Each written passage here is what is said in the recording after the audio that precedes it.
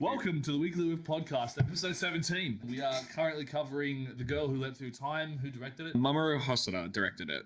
Shaun can basically pronounce Japanese. That's I think I probably fucked that up a bit. Sorry. That's totally fine. So we're talking about The Girl Who Leapt Through Time, directed by Mamoru Hosoda, who's a well-known director. I'd say probably up there with, I'd probably say he's pretty close to like in fame in terms of Ghibli and Makoto Shinkai. I think he's a bit lesser known because I don't think people know it's him that makes the movies he makes, but I think people do know his famous films, which is The Girl Every Time and Wolf Children are his most famous Wolf ones. Children's the other one, right? Yeah. I was going to say, have I heard of any of his other stuff? Yeah, and I think people do know of those films, and they're pretty well regarded. I'd say The Girl Who Leapt Through Time was what Your Name was before Your Name came out in terms of popularity. Everyone knew it as the romance movie that everyone needed to see with their girlfriend, basically. Before we get any further into that... We're here at the Weekly Whiff bringing you date ideas. Well, I mean, that's just like what the film was known for. There was so many articles being like, anime films to watch with your girlfriend, and then there was like, The Girl Who Leapt Through Time was always number one. What YouTube channels are you watching? That wasn't a YouTube channel. That was just like an article I'd always see. Like it was very, very early 2000s, early 2000s in the sense that after, not early 2000s because it came out in 2006, I'm pretty sure. But anyway, how's your week, Pete? Yeah, my week was great, dude. I watched this movie, played some Tekken, I played some Company of Heroes, I did some work. Your weekly recaps are always very similar. They're very boring. I don't lead an exciting nor dynamic life, my dude. I don't. Nothing wrong with a modest life. Oh, look, it's modest, and it's just shit ass boring. Nothing wrong with a shit and boring life. Okay, my life's not shit. It's just it can be a little monotonous sometimes. Yeah. But soon enough I have to pay taxes, and that's always an adrenaline dump for the system. What about you? How was your week?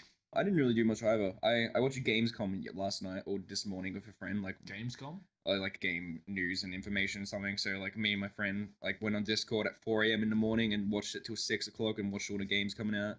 Announced some cool stuff. They showed off more of Ratchet and Clank. By that I mean they showed off like 10 more minutes of it, and then they kind of danced around answering some of the questions people were asking. So I'm a bit suspicious, honestly. Besides that, there was a couple neat looking games coming out. There's one horror game I'm looking forward to, Little Nightmares 2, which the first one I really enjoyed a lot. I think it's a great horror game. Never heard you talk about it. You haven't? I don't really talk about it much. It's kind of a short game, so there's really not much for me to talk about when it comes to it. And you guys don't like horror games as well, so like you say you guys like. Yeah. Well, I mean, like most people I talk to don't play horror games, so I'm really the only one that plays them, so I don't really talk about them that much. But I got a physical copy, so maybe I'll recommend it sometime and force you to play it. It's not that scary, honestly. It's nowhere near as scary as some of the other shit I could recommend. If there was a horror game to recommend, it'd probably be that one, because that one's very manageable to get through and very fun. Like it's actually kind of a fun platformer. Besides that, yeah, not really been doing much. Just watched this film, been watching anime, been fucking. What are you watching, bro? I hope I don't fucking pronounce it wrong. So there's an anime called Showa Genroku Rakugo Shinju, I think. I definitely fucked it up, but I think people will know what I'm talking about just from that title. What's it in English?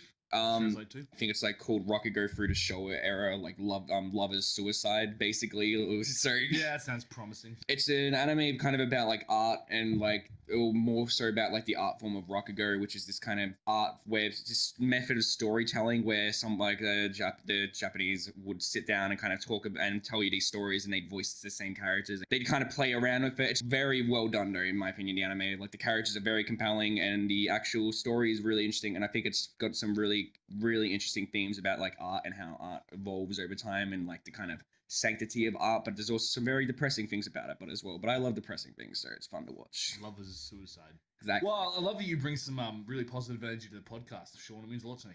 Yeah, that's fantastic, man. Yeah. Well, it sounds like you've had fun. Yeah, I've had fun.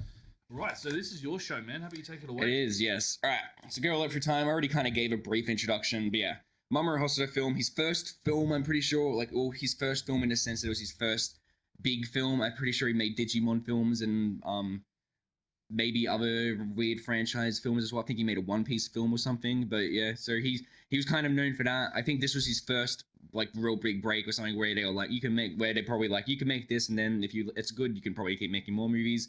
It was good, and he kept making more movies, which I'm thankful for. But yeah, the film is about a teenager, Makoto, who's kind of a bitch, honestly. Like in the first half of the film, she's not that great of a person, which is kind of the point because she grows and changes. But it's about her and her two friends, Chiaki and Kosuke, and it's kind of just about their life and how she uses these time traveling abilities that she finds at the start of the film. And it is a time travel movie, if you couldn't tell from the title, and it's an odd time travel movie because it's not about the same things most time travel movies are about, where it's about like the flow of time getting disrupted or something. It's very what she does is very like meaningless and self-centered in terms of what she does, and that's kind of the point. But it's a fun film, and it's also it's a very sad film towards the end, as Pete would probably say, because it seemed to have affected you a bit the day after. I find it very interesting, and I think I've grown to like it more over time, but I have grown to find things to fault with it over time as well. But I think it is a very important film, I would say. Like, I think I say that a lot, but I do think this is an important film, because I think, like I said, Before Your Name, it was this.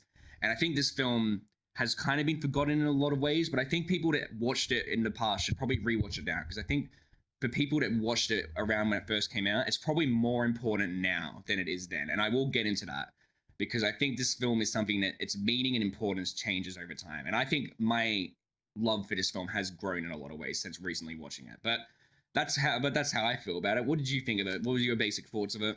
It was a weird one, man. This was a sleeper hit for me, I think, because I sort of got into it, and you see a classic Japanese high school romance, not romance, drama type thing going on. Your main character is very tomboyish, Yeah. which is I think it's in Osaka, man. I don't know what it is, but I would be interested to know if it's in Osaka or not.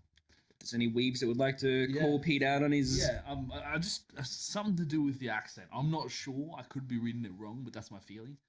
And Osaka rather is more of a bogan kind of place in Japan, I think. From what I understand, a lot of the Tokyo natives sort of think their accent's kind of cooked. Yeah. Or, less proper. Which kind of explain her mentality too, because she actually, it's funny, she reminds me of a character from Tekken.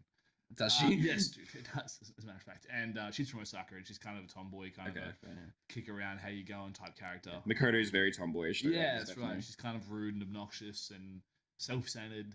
Yeah, which is the point, because it's a coming-of-age story, so... Yeah, that's right, coming of age.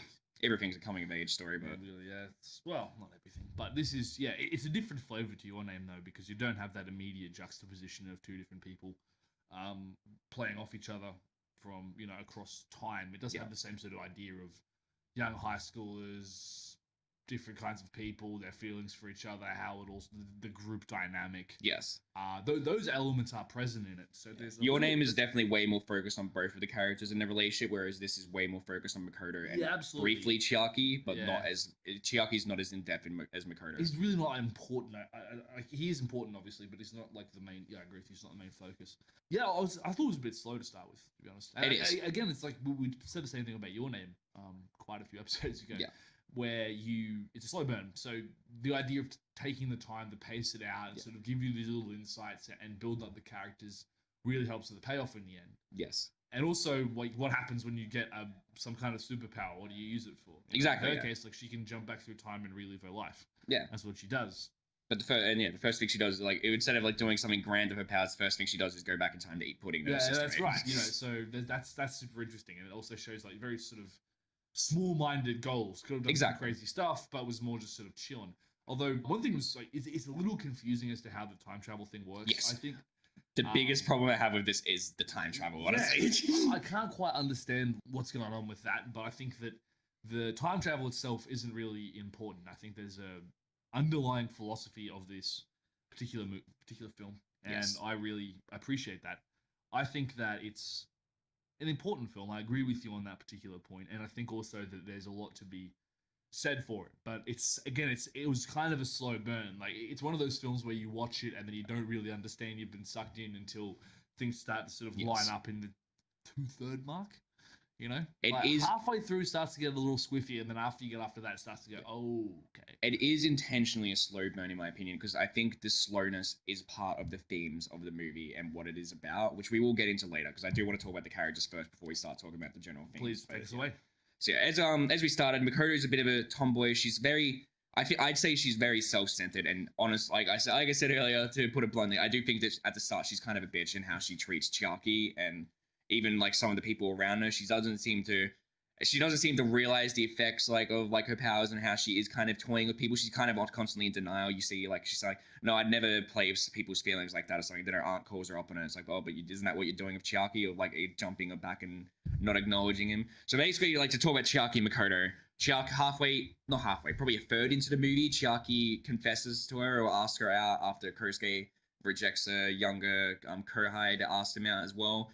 And in response, Makoto goes back in time to before he confessed so that she doesn't have to deal with it, which kind of shows her lack of maturity, immaturity, where she isn't quite ready to handle those things. And it also ties into how she says, like, right before he confesses, that she kind of imagined that they'd just constantly be hanging out all the time and then nothing would change. Like, the status quo would be maintained between the three of them. They'd be able to hang out forever.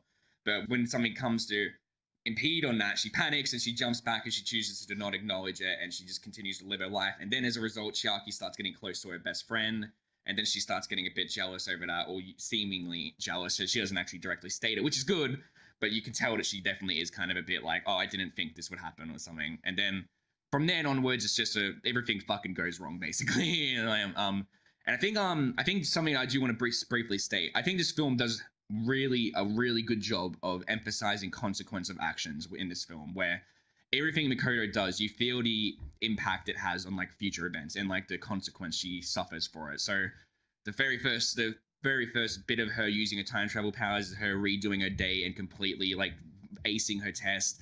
She switches spots with another kid in her cooking class, which I don't understand how changes how she doesn't fuck up the dish or whatever, but I'm not going to complain about that.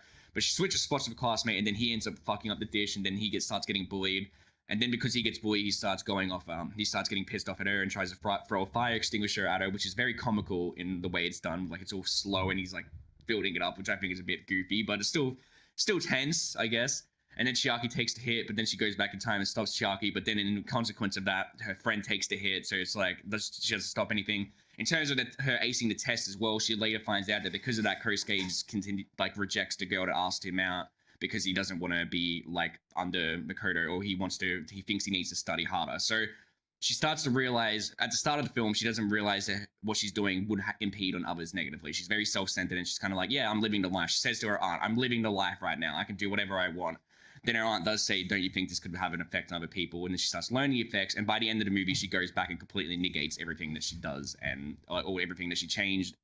Mostly where she kind of goes back, she fails her test. She gets Kosuke to kind of hang out with the girl or something. I think it's very interesting done with consequence is basically what I wanted to talk about. But before we go further into other themes, there's the other character that we didn't talk about much is Kosuke, who's kind of the blandest of the characters, but I think they still emphasize that his role pretty well as well, where he is kind of the friend between them, and I think he's been friends with Makoto longer than he definitely has, yes, because of what happens to Chiaki. But he's like this kind of supporting pillar of the friendship in a lot of ways. He kind of holds them all up, in my opinion, and he's the bro, really. He's just the bro, like equalizing force. Exactly.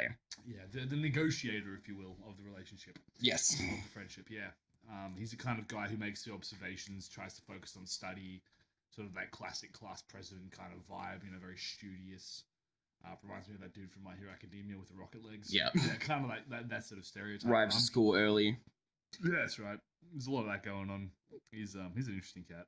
Yeah, I think the main trio is fantastic in my opinion. They feel like genuine friends, and the way they bounce off each other is very, very good. There's a really funny 10-second scene at the start of the film where it shows Kosuke kind of humming to himself and throwing just swinging the bat, and then Chiaki fucking pelts him with a ball, and they just piss themselves laughing, and then it's just a brief 10-second interaction. But it feels genuine, and you'd be you watching these are real friends. These are how friends interact in high school. And besides those three, there's only one other character I'd say that's of importance, which is Makoto's aunt, who's called Auntie Witch for the whole movie, and she has an actual name. I don't think they state in the movie, but she does have an actual name. And the reason she has an actual name is because this movie is a loose sequel to a novel, or so it's I don't think it was meant to be an adaptation or something, but I don't know what the deal was, if he was meant to make it an adaptation, but then he decided to do something different. But it's a looser sequel, and I'm pretty sure Auntie Witch is the protagonist of the novel, and she engages her own time, she encounters her own time traveler like Makoto does, but it's very differently done. That's kind of what the Auntie Witch's monologue about her meeting someone in the past and who disappeared is about, and it kind of alludes to the novel for that. But that's her importance in regards to. I had no idea. I figured you wouldn't. Yeah, I didn't know for the longest time as well before I actually read about the movie and what the novel was about. I was like, oh, okay, so that's who she's meant to be. But she serves as kind of a mentor figure for Makoto. Basically, she kind of just tells her she gives life advice really. Makoto comes to her and consults her about things, and then she talks about it, and she's like, yeah, do this or that. I find her hilarious as well because she contradicts herself so many times. She's like, oh, I always thought you'd end up with Chiaki. And then 2 scenes later, she's like, I always thought you'd end up with Kosuke. And then she's like, and then 3 scenes later, she's like, oh, I always thought you'd just end up being friends with them till the end, and then you date someone else entirely. And I think it's freshly human in the way she does that. I think it's really, really funny, and I like how they do that. I feel like it's always the same spot, though. Yeah. Those conversations, so it's like converging timelines and moving. Exactly, yeah. And you have a feeling she's a kind of prophetess or something, you know? Yes.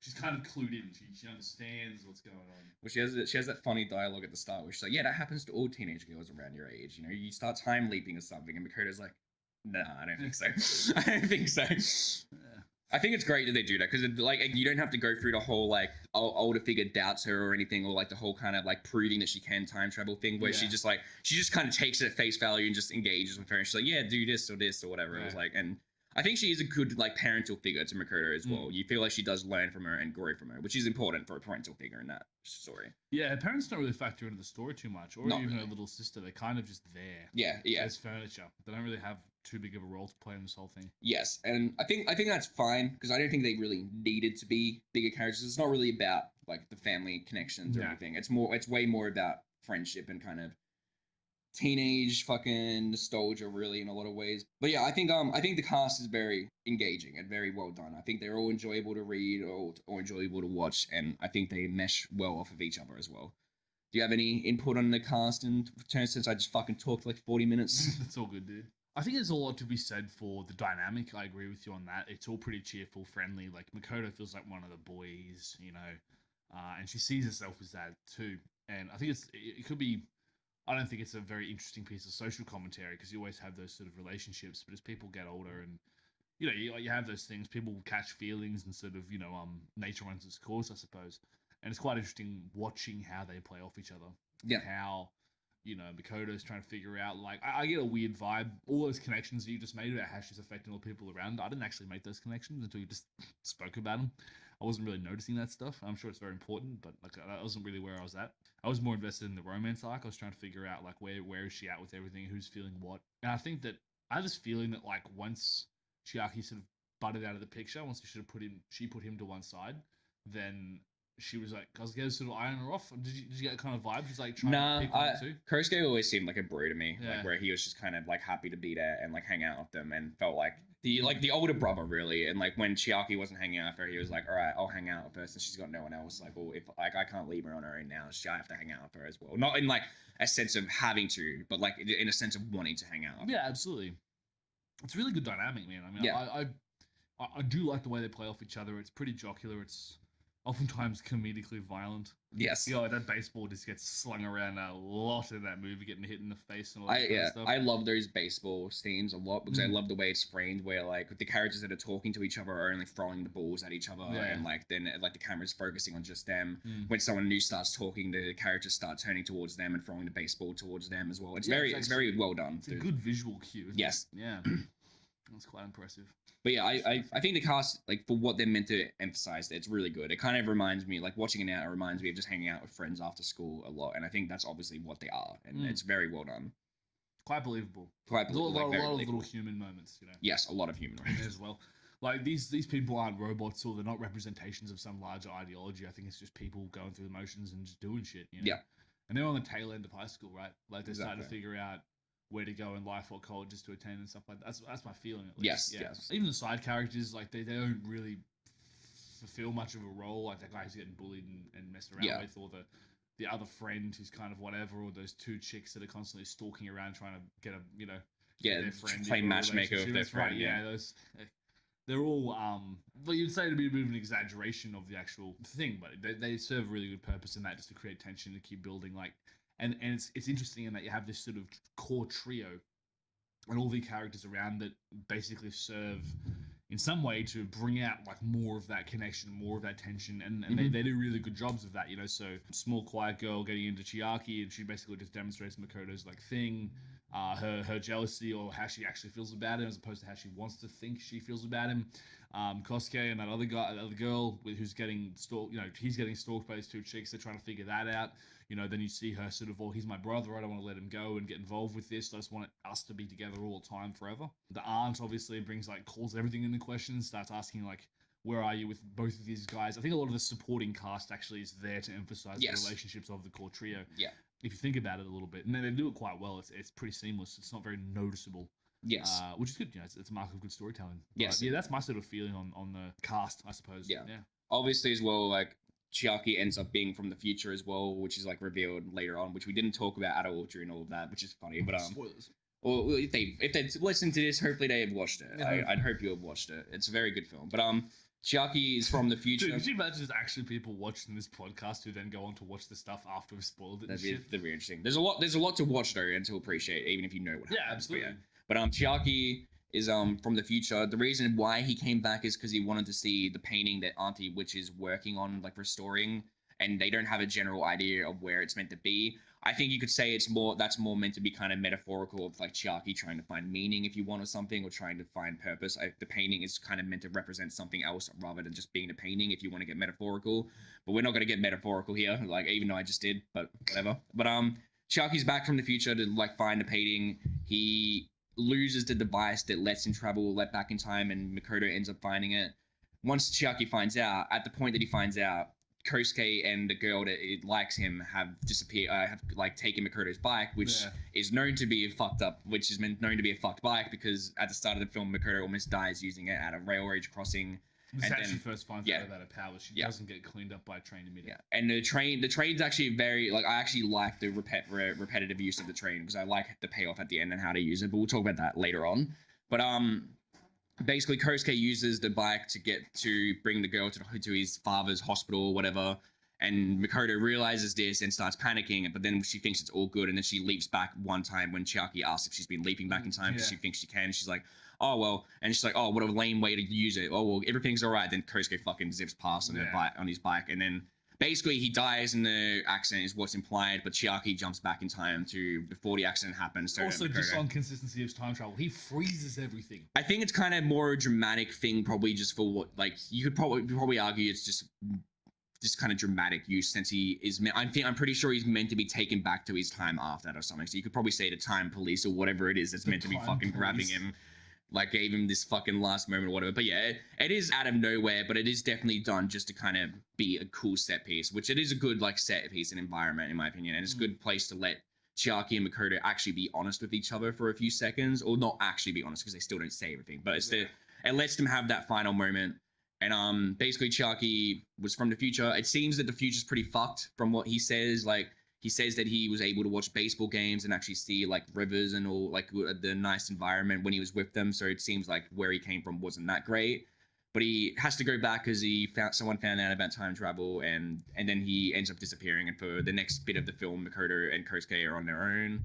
And then Makoto realizes she can jump back and save him as well, which leads to the climax of the movie, because he undid her final leap. So yeah, basically, Chiaki's from the future, and once he's gone, Makoto starts to realize, like, kind of how she actually felt about him, which obviously, for half the film, Chiaki and Makoto aren't actually talking to each other really. It's kind of Makoto doing her own thing. She's avoiding him. She doesn't want to go near him because it'll be weird. It's a bit odd. Yeah, I actually kind of like how how they kind of have her react differently to things that he normally says. So like when he's teasing her or something after he's confessed to her, he says like, oh, I do it out of love, and that causes her to freeze up, because she's like starts questioning how they actually interact with each other and what he actually feels. I think it's very neatly done. Very human. Yeah.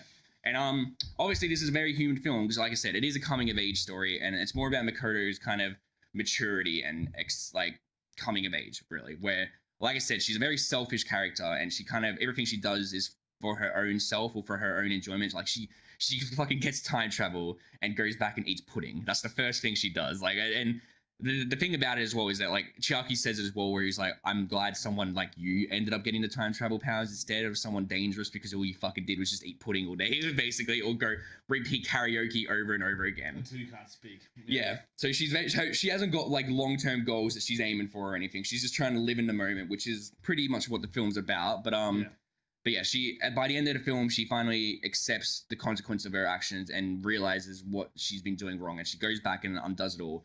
But without, like, kind of, the film doesn't reward her or anything. She still has to live with the consequences and that. Like, so Chiaki still has to go back, even though she went back and fixed everything. But she gets that final moment to actually talk to him and be a bit more honest, really.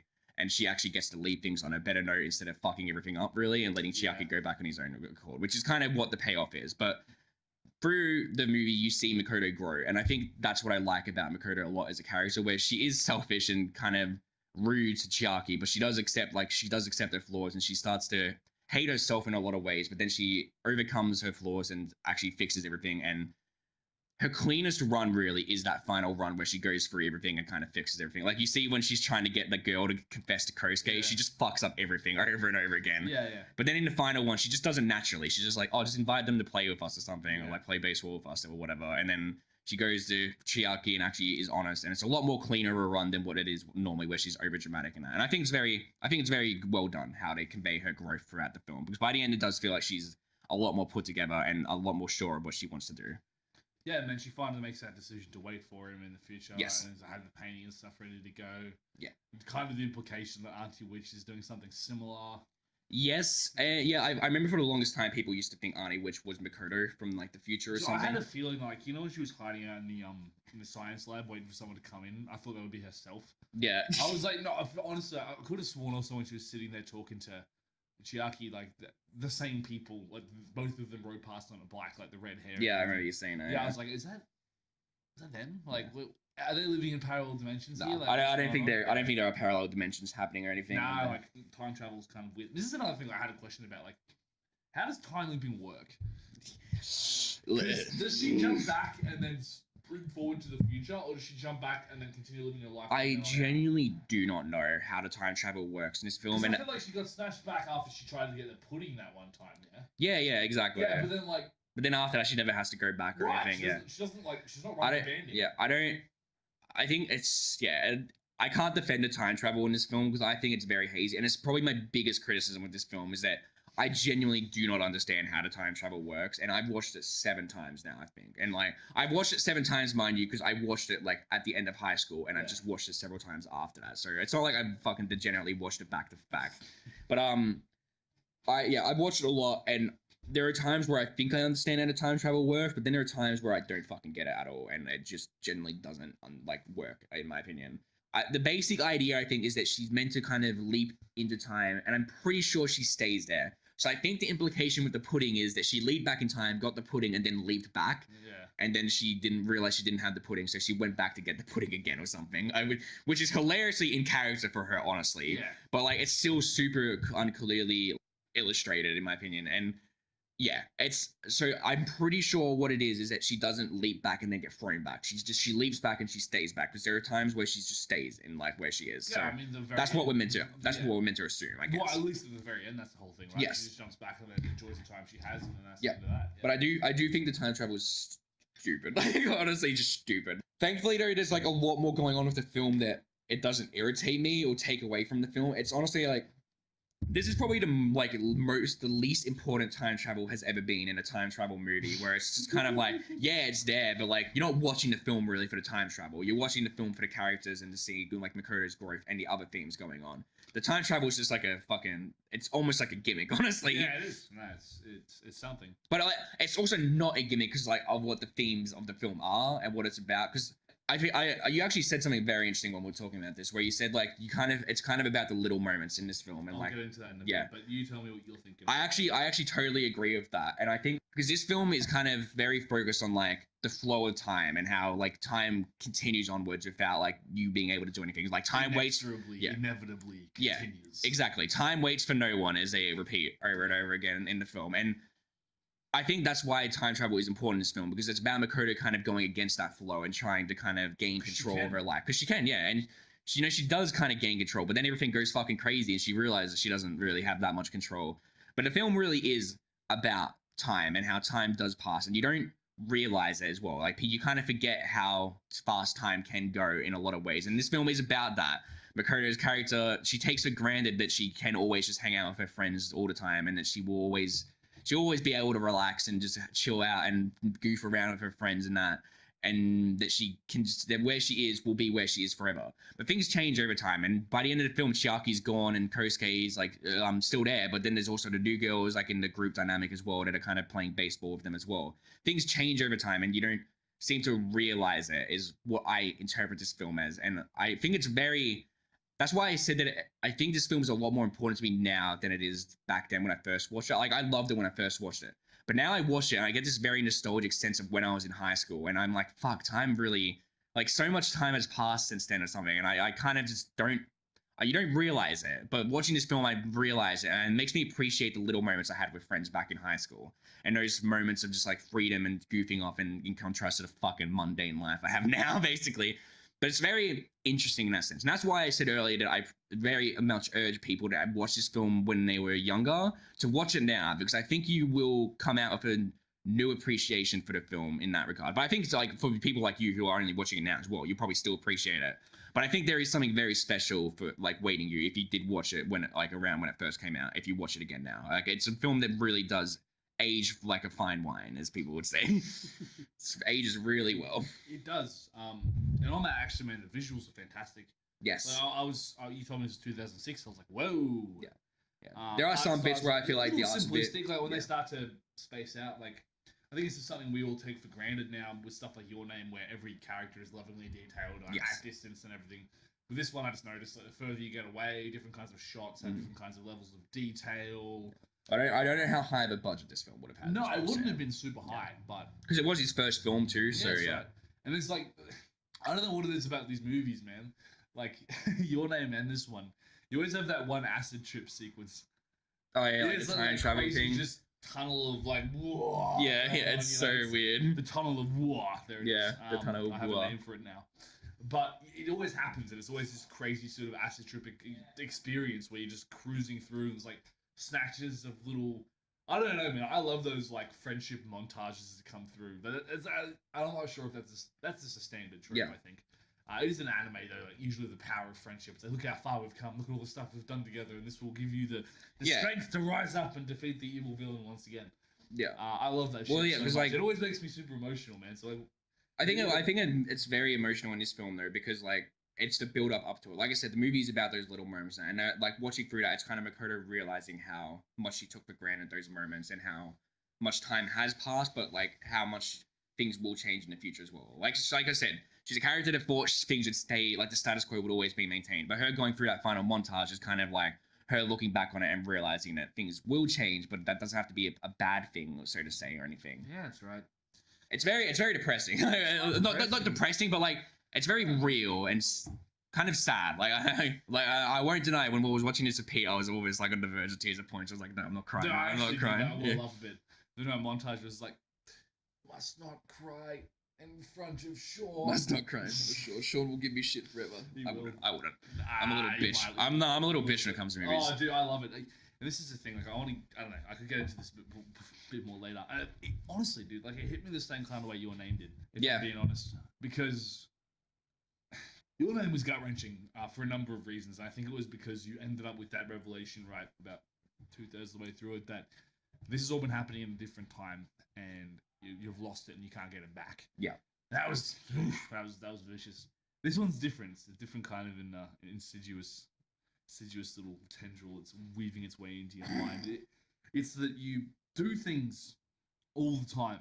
You do stuff. You interact with people a certain way. You have certain experiences with people. They might be positive. It might be negative. It might be awkward. They might be fantastic. It's really hard to call it. And Makoto has the ability to rewind that. She can dodge it. She can jump back from it. And there are many of us who would kill that kind of ability. Yeah, but quite literally murder somebody for that.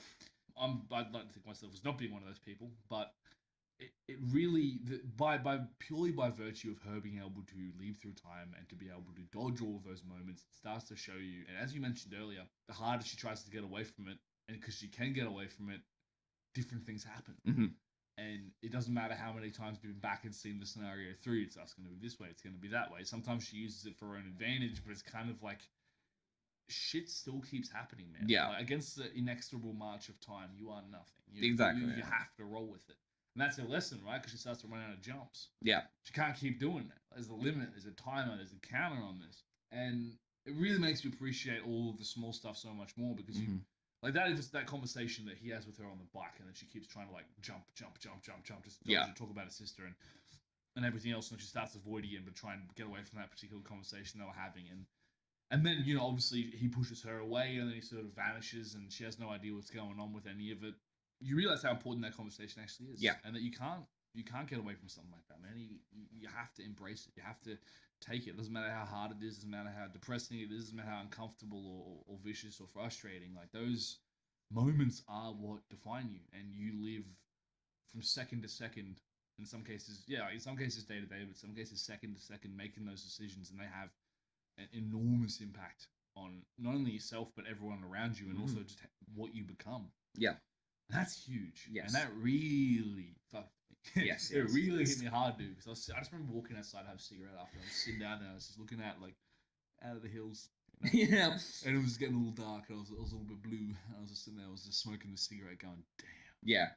Like, dude, everything I have ever done, if you take a snapshot of it, it's precious and it's important. Yeah. Yeah, I agree. And I never thought about it like that. Yeah. Dude. I think, You don't think about that shit at all. And it takes a movie like this and you take the narrative framing device of her being able to jump, and to me, that's the biggest thing. Yeah, the time travel's whack, but purely by the fact of virtue that she can jump back through everything else and dodge those moments, makes those moments so much more important. Yeah. And because we, the audience, can't jump back through time, we also find it borderline impossible to live in the moment most of the time. We're either worrying about the past or thinking about the future. There's not like now. You know, that's some Zen shit that most of us aren't really cooking with. It really fucked with me, because I was sitting there going, like, she can jump through time, but I can't do that, man. Like, how many times have I done things that have, like, hurt people? How many times have I just made someone's day and I knew nothing about it? Exactly. Like, there's so much of that going all the way back 24 years, 23 years, whatever. But even last week, like, did I talk to someone and then make their day or ruin it for him? I have no idea. Yeah. And you can't know, because you can't travel back to that. But that's what makes... It makes you want to be a better person, man. This movie makes me want to appreciate the moment more. Yeah, no. It's fucked. I do think... It's really good, though, dude. Yeah. That is, like... That was why I was a little blue. Because I was sitting there going, like, dude, this really makes you think. Really makes you think about your life. No, I'm happy to hear that it had, like, an effect on you in some way. Because I wasn't sure how you'd feel about it. But I'm glad that you did enjoy it as much as I'm you a did. sucker, dude. I'm like a fucking marshmallow, eh? Yeah. I just... No, it's like good. BoJack hits me really hard. You're sitting there, like, you're just sort of like... No, this movie does hit hard. Like I said, no, it's very... Like, no, but it's like, you live and breathe this shit. Like, to me, I sort of stick to the easy action shit. I'm like, whatever. And then you hit me with a... And I'm just like, okay, bro. Yeah. No, I get it. You're trying to make me feel things. And you're succeeding. Yeah, I think just what you're saying, like how the movie makes you think of the little things. Actually, I think this movie has a great, because we were talking earlier about how the film's a bit slow at points. I think part of what makes the film slow in the early bits of the film is there are a lot of shots where it focuses on, like, daily, like, just in, like, random, like, bits of life of other students, like non-named characters. Just like in, like, there's a shot of, like, a character playing a piano and someone watching it. There's a shot of someone reading a book in a library. There's just a shot of people walking around. And I think the movie is, like, doing that because it's kind of emphasizing that point of, like, these are all little moments that are occurring, and this is time going, like, naturally. And those shots are also repeated at the end of the film or something, and it kind of brings you into this sense of continuity. And that brings me into something that I want to talk about a lot with this, which is the direction of this film, in my opinion, is very fantastic. I think Hossiter is a very fucking skilled director. He's my favorite director, I would say. And I think in all of his films, he really shines in some way or another. And for this film, I really love how there's this kind of sense of, like, wholeness by the end of the film, and how everything, it kind of goes around in a circle. And the film ends in the spot it started, basically, or, like, time-wise, it starts where it starts where it ends, it ends where it starts, or whatever.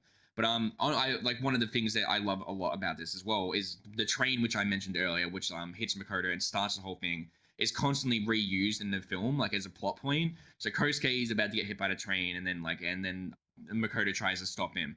And then at the end of the film as well, like, so after you've seen, like, the train, like, I think by the end of the film, you've probably seen that train 4 times, like, going past or something, but you never actually, like, it never actually feels like victory or anything. You kind of feel like it's always, like, just beating them or something, and that something's always happened that's led to the train going. But at the end of the film, when Makoto meets Chiaki in the baseball pit and explains everything, you get this very fantastic montage of, like, the train going, and then you see the kid and his parents, and the mum that keeps getting knocked over by Makoto whenever she's running past. And they walk across, like, the road, and then it shows, like, the clock going off and, like, the things coming out. And there's this very, like, charming music playing while it's happening. And I love it because it tells you that it's this kind of sense of completion. The train's finally gone past and nothing's drastic has happened. No one's gotten hurt by it happening. It shows, like, it lets you think, like, this is the end now. Like, this is this is what started the film, this train, and now it's going by peacefully, and we're just continuing on after this. There's no going back after this. The train, I guess, on a metaphorical level, could be a representation of time itself. Yes, in a lot of ways it could be. Yes. You can hop it, you can try and dodge it, you can try and move it, and there are timelines wherein people got killed by that, but it is inexorable. You can't stop that train from coming, no matter how many powers you got. Doesn't matter if you can jump back or not, that train will continue. Yeah. And it's a good metaphor for the whole time thing, but please continue. And then, so the direction you reckon is full circle is... Yes. Like, and followed by that scene as well, continuing the full circle, is it has Makoto and Chiaki at the riverbank, which I think is a fantastic scene. I love that scene so much. The way the light comes off the water. Yes. The visuals for this movie are fantastic. Yes. I like, it's not Your Name kind of beautiful. Don't get me wrong. I think that's a prettier movie. But there are moments where... Yeah. Dude, I think I saw a picture. This is just a random side note, but I think I saw a picture on Reddit. And it was a side-by-side, like, Japanese animation versus real life. And I could have sworn it was exactly that place. It probably would have been, that, the down thing with the train, like, train rails on the bottom. And it was, like, a picture of... I'm pretty sure it was a shot from the film. Like, Early Life Time. Next to the actual thing. It probably would have been, yeah. Borderline identical. Yeah, it's insane. It's great seeing those shots. The detail is. Sorry, I was just saying. No, all good. This movie is. All good. But so like with that riverbank scene as well, that's kind of where Makoto's time travel powers started. Like obviously the train was her first leap, but when she goes there, that's when she first leaps back in time to get the pudding. Yeah. So the film is like Chiaki and Makoto's final conversation ends there because it's the start. It was where she started her time travel misadventures, and it's where it actually ends, where they actually finally be open. Well, yes, he jumps from there as well. Yeah, and I think that scene's fantastic because the way the characters kind of talk about her and like how Chiaki talks to her and how he kind of lies as well. Makoto says like, "Oh, that's not how you worded it the last time." Yeah. Then how they have that beautiful fucking like final interaction where like he kind of plays with her a bit and he's like, "Oh, don't watch where you're like running when you like leap out of something." She pushes him out of frame. I'm like almost getting teary up thinking about it because I love the scene. But I love the way she pushed him out of frame and then she walks off and then you see her crying and then Chiaki walks back in frame. It's so fucking beautiful. And like the way the whole like the final like line of like, "Oh, I'll be waiting for you in the future." It's so fucking good. I love it so fucking much. And then obviously after that the film ends with them in the pit, the baseball pit playing baseball, which is where the film started. Chiaki's like, gone. Yeah, but Chiaki's not there gone anymore. But Makoto doesn't look depressed or anything. She looks pretty happy and content. Like she has some idea what she wants to do. That's right. She's teasing Kosuke for it because he's like, "What are you doing?" And she's like, "Yeah, it's the secret." You know? Yeah, and that's like what the film's about. Obviously, like it's about her growth. And by the end of the film, she's grown. She understands that her action has consequences, and she has a better understanding of what she wants to be and what she is building towards. And I think it's very beautiful in that sense how the film kind of gets to that point. And something that I've always loved about Hoster in terms of his films as well. I think he's very good at capturing human emotions and just kind of genuine human connections. And it's why he's my favorite director. And I think this film is still one of his best ones. I prefer Wolf Children because I have a lot more kind of connection with that film and its themes. But I think Hoster, so all of Hoster's films kind of are meant to convey something or like convey some kind of aspect of his life, I believe he said. So I think Girl Who Leapt from Your Time was kind of more about his kind of teenage years or something and his like growth. Wolf Children, Summer Wars is about him like meeting his fiance's family for the first time, and it's kind of about like it's about this giant like Summer Wars is about this fucking massive family, like this guy being brought over by like a female classmate. And she's got this massive family, and like he's just kind of overwhelmed by how big her family is, and it's very charming in that sense. And it's kind of about like just like the sense of wholeness in a like giant family like that. Then the boy and his beast, I think was the one. No, Wolf Children, I think was the one after that. And that's about the kind of motherly connection with her children, and it's about like this mother raising her wolf children and not being sure of how to do it. And it's a very fantastic, beautiful film, which I love, and we might talk about it in the future if I can ever build up the courage to talk about it. But, and then Boy and His Beast, which was after Wolf Children, is about like the fatherly connection. It's about like a male character and this kind of fatherly figure that he gets. And then Mirai, which is his most recent film, is about like a sibling connection, which he observed in his own children when his son had his wife had a second child, and he made the movie after watching his children interact with each other. And I think all of these films are very beautifully human in a lot of ways, and I think that's what he nails in ways that other directors don't, especially animated directors. Studio Ghibli is kind of this fantastical Disney stuff. And while I think there is merit to some of his films, I don't think his films are really for me, like in terms of like what's the name of that guy? Miyazaki, I think. I think so. Sorry if I got it wrong. But nah, it's all good. I'm thinking of the other guy, Miyazaki, the guy who makes Dark Souls. Yeah, that's what I keep thinking as well. I keep getting worried I get it mixed up. Yeah, but I'm sure And then, there's more than one Miyazaki. I love Shinkai's films as well. I think he's very good at kind of nailing human emotions, but I think Shinkai's better at like kind of in romantic relationships, like nailing human emotions. Like a lot of Shinkai's films don't connect with me in the sense that Hosta's films connect, but I think that is all down to personal preference and experience. There's a certain amount of raw viscerality of emotion in this film that you Yes. don't get with a lot of others. I haven't felt it. Like, Your Name for the first time was cooked, man. Like, Yes. it was so visceral, so intense. It's funny and 'cause, like I said, I'm marshmallow, so I get really Yeah. easily affected by like hyper emotional shit. And it's funny because there's not like a lot of Western films that I've seen that do anything for me in the same kind of way. Yeah. I think it's got something to do with a certain amount of pacing. I think it's got something to do with a certain way they build it. I think it's got something to do with the actual art style and the way it really pulls you in. You don't feel like it's real life. It's not like a film. It's a different kind of creature entirely, but at the same time, it absorbs you more than a Western film might. Mm-hmm. I don't know why. Maybe it's the way the protagonists are written. You feel like you can project onto them a lot easier. Yes. Yeah, it's good, man. Like, it's really fucking good. I think something else I wanted to say actually, like in terms of like the direction and art style as well. I remember you saying that the art style kind of looks like it looks good, but like and it's not as pretty as kind of Your Name. I think there's this kind of urban feeling about the art style almost, like in how kind of like it kind of feels like rural in a sense, and like it matches the environment and kind of vibe of the whole movie in a way. And I think while like I don't think it's aged poorly or anything, but there are definitely some scenes that kind of look a bit lesser than like especially some Hosta's later films or something. But I think it kind of matches like The Girl Left 3 Times kind of like vibes and themes and feelings of the film, and I think that's something that kind of works in its favor that I just wanted to mention. Again, it's just it's raw viscerality, man. Even though it's in the art style, it's still even if it's in the art style, it still benefits the overall story. Yes, absolutely. Although there are like photo, when you get those shots of her like face side on, it's just like, yeah, that's a potato right there. Yeah, that's a potato wearing a wig. There are some. That's just me, man. I don't know. Yeah, there are some. Like while I love like how also the film's direction like kind of focuses on like long shots and slowing like this like slowness of the scenes or something. There are some scenes that I feel like might go on for too long. Like the biggest thing I can think of is the scene of her running at the end of the film. I think goes on for a fair bit too long. Like I get what it's meant to emphasize, but I think it goes on for a tad bit too long for my liking, and I'm kind of like, yeah, I think you could have just like sped this up a bit. She's still running.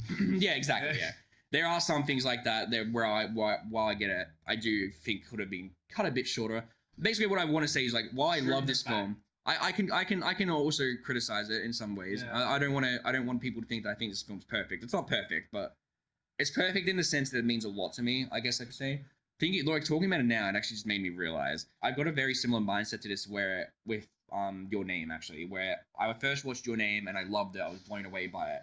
And then watching it later, I was like, I'm still blown away by it, but there are things that I criticize about it. With this movie as well, it's like I'm constantly blown away by this movie. I think I've watched this movie fucking 7 times now, close to it, like since I first watched it. I'm blown away by it every time, and like I find more things to love about it.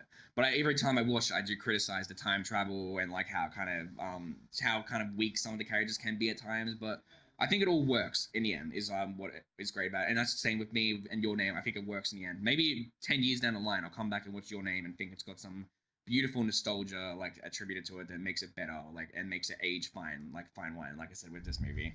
Yeah, it could have something to do with the length of it, dude. It could, yeah. Yeah, or the length of time, or how you remember it, or what stage you watched it in your life. You know? Yeah.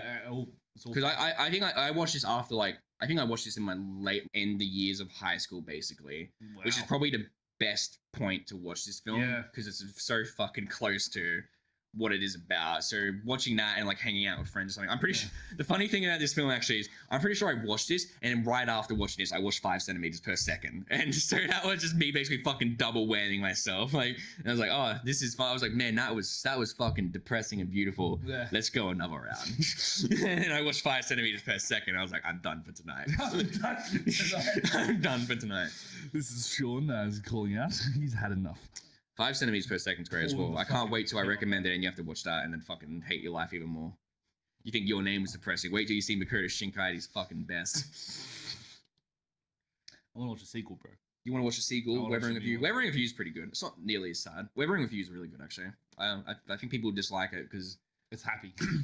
Not because it's happy, because it's not too happy. It's got a bit of like melodrama at a few points as well. But I think I always kind of expected people would say that whatever movie came out after Your Name would be shit because everyone puts it on a pedestal and thinks it's Yeah. perfect. But as we've discussed in an earlier podcast, there are problems with it. Yeah.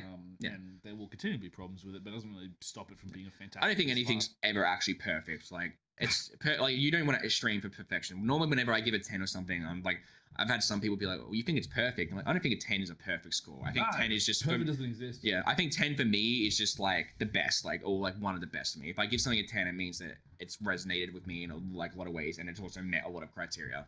And this movie isn't a 10 for me as well. I just probably give it a 9 because there are things that kind of I do find a bit frustrating to watch. Like I said, the time travel was a bit weird, but it is a movie that resonates with me, and I cannot deny that. In terms of movies that have formed me as a person, I think this film had a very big impact on me and my growth as a fucking angsty teenager who watched this right before watching 5 centimeters per second. Afterwards, just calling it a night. Yeah, this probably did. Yeah. This was probably also kind of like close to the point of like when I stopped watching anime for a while. So probably fucking, I was like, yeah, I've peaked, nothing else to watch now or something. But yeah, yeah. If you have watched Your Name and you haven't watched it in a while, basically, and like my general thing to say is that you should definitely watch it again. I think if you watched it ages ago, especially, and you watch it now, you'll be very. I'd be very interested to hear what people think about it like now. But if you have watched Girl Every Time and haven't watched any of Hossler's other films, though, I'd also very strongly urge that you watch them as well because I think they're all very good as well. And for all I know, we might talk about another one later on down the line. Probably, dude. There are things to talk about with all these other films. And I think all of these films are fantastic in their own way. But I'm glad that you enjoyed Girl Who Leapt Through Time. I really did, man. I would also strongly second it, but Shaun's running the pod and he knows what's up. So yeah, I talked too fucking much today. Sorry, it's guys. Totally fine, bro. Don't even worry about it. No, just haven't like honestly, man. There's been some absolute gut wrenches that you put me through in the last couple of like just since we started, and I genuinely appreciate it. Yeah, dude. I think they're fantastic. It really makes me sort of look at my own existence and go, damn, how pathetic. Well, I mean, I'm kidding. Yeah, you're not. No, seriously though, there is a point. Like I think that I was talking to you about this off the air, and I think that there was that element of we can really start to get like if any psychologist sat down and started watching like what we do with all this stuff, we might actually A, get a diagnosis, but B, they'd be able to tell like, oh yeah, this guy likes this stuff. They could try and diagnose me. They could try. I'd like to see some fucking diagnosis of like me, like based off this podcast, where they're like, yes, he seems very depressed, and then out of nowhere, Devil May Cry fucking pops up, and they're like, how the fuck do we read this guy? He's unreadable. He's unbeatable. He is the final boss. What else have I recommended on this? I recommended Stardew Valley. That was pretty. That was super charming and chirpy. And what else have I recommended? I feel like I haven't recommended much. Everything's just been depressing that I recommend. No, not necessarily. I mean, there's Ju-On, which has a happy ending. There's what? I'm pretty sure in Shaun I was talking about the fucking character trauma of like the villain in that movie. People fucking listen to that one, they're like, he's a fucking psycho. He's a fucking psycho. Bojack. Have I really not recommended anything else? Jedi Fallen Order. That's a happy ending, doesn't it? That's a non-ending. Yeah, it doesn't have an ending. I'm pretty sure I still talked about the character depth or something, or lacking like powers to like kind of depression or like failure as a character. Fucking hell, what is wrong with me? I think that is generally it, like in terms of what I recommend. We also talk about Bloodborne, which is kind of like something I love. That was a warm up though. That was a warm up, but yeah. That was good. Bloodborne dude, we've talked about a lot of awesome shit. We're like episode 17 or something, and we're reflecting like we're about to end the series next. We're not.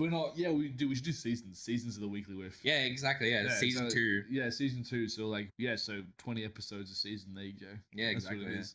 And we can take a holiday. And in season 2, we come back with worse mics or something. Like, and we worse mics. Again, yeah. No, like, so we come back with video. The first 10 episodes of each season is like phone quality, and then the next 10 episodes are mic quality. And the next 10 episodes of shitty video quality, and then the next 10 episodes are like we're cranking them up.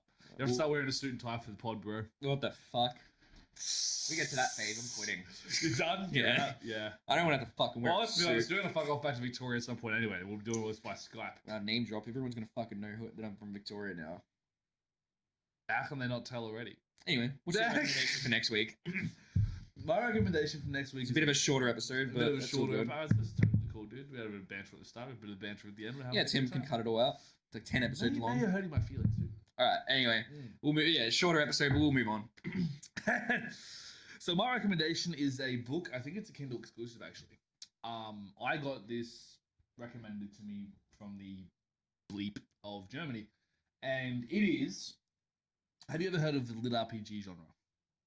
No, I have not, but I am pretty sure I heard you two talking about this book a lot. So Yeah, so yeah, it's called Awaken Online. It'll be the first book in the series. It's by Travis Bagwell, and you will be learning my Kindle again to read that. Yeah. It is a story about, well, basically, I see it as a superior Sword Art Online. Yay. Do you have any closing remarks for the audience, Shaun? Not really, no.